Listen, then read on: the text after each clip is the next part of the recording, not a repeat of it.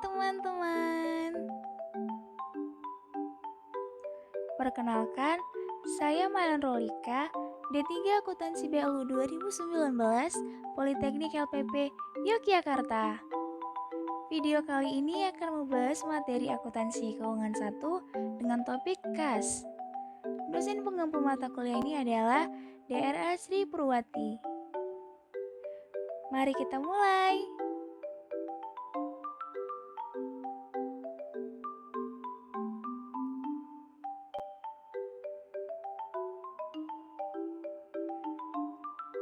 Sebelum membahas lebih lanjut, sebaiknya kita mengetahui terlebih dahulu apa itu kas. Kas merupakan uang tunai yang paling likuid sehingga pos ini ditempatkan pada urutan teratas dari aset. Kas adalah seluruh alat pembayaran yang dapat digunakan. Apa aja sih yang termasuk kas? Yang pertama, uang tunai dalam bentuk kertas atau logam. Yang kedua, uang perusahaan yang disimpan di bank yang sewaktu-waktu dapat diambil.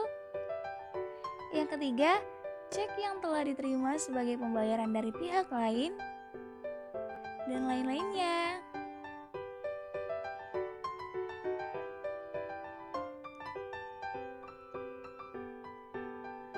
Ciri-ciri kas yaitu merupakan aset perusahaan yang paling likuid, dapat digunakan sebagai standar pertukaran yang paling umum, digunakan sebagai basis perhitungan dan pengukuran.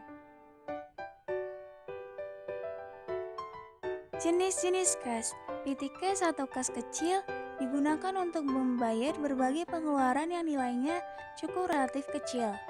Kas di bank yaitu uang yang disimpan di bank yang jumlahnya cukup besar dan membutuhkan keamanan yang lebih baik. Yang ketiga, pelaporan kas yang dapat dilakukan secara langsung, namun bisa terjadi beberapa masalah diantaranya cash equivalent,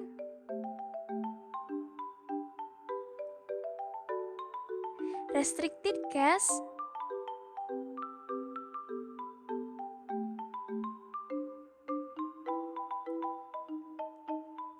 dan bank overdraft.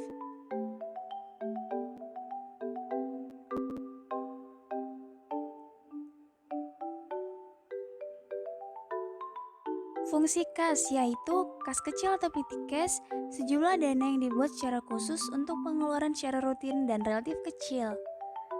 Kas atau bank berfungsi untuk menampung transaksi penerimaan dan pengeluaran kas melalui kasir di dalam perusahaan. Selisih kas yaitu untuk menampung sebuah perbedaan dari jumlah fisik kas dengan jumlah yang menurut catatan pembukuannya. Bentuk pengendalian kas ada dua. Yang pertama, penerimaan kas. Yang kedua, pengeluaran kas.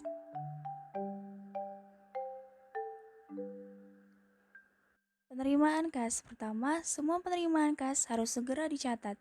Kedua, semua penerimaan kas hari ini harus disetor ke bank. Ketiga, adanya pemisahan fungsi tugas.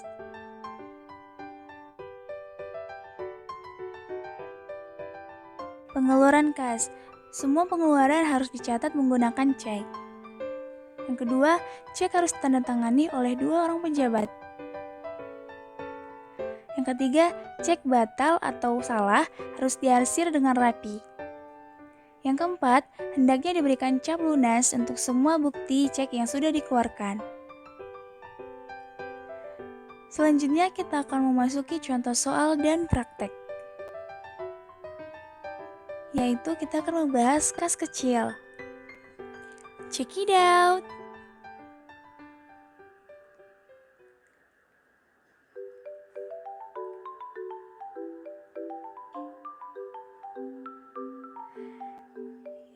Pada awal bulan Mei 2020, PT Maju Bersama membentuk dana kas kecil yang digunakan untuk membayar pengeluaran tunai yang tidak besar jumlahnya dan sering terjadi.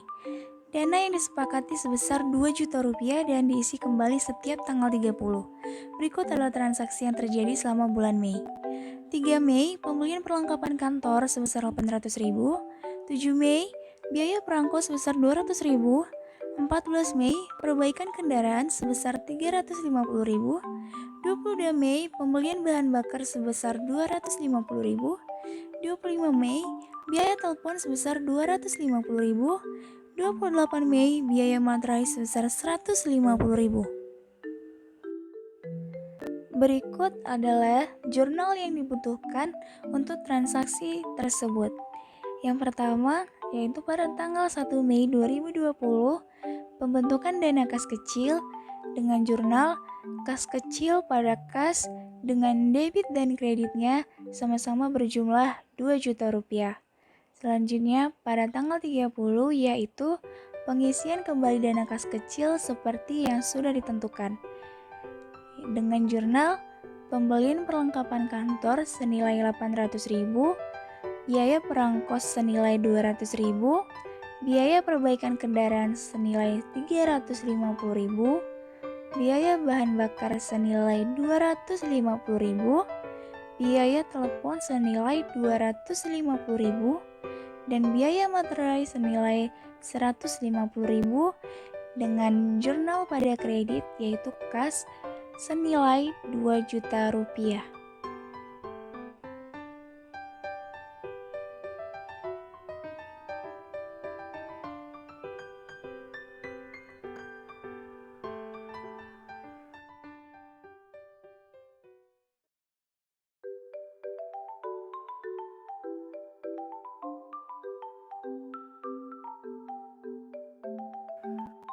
Sekian video kas dari saya. Terima kasih sudah mau menonton. Sampai jumpa.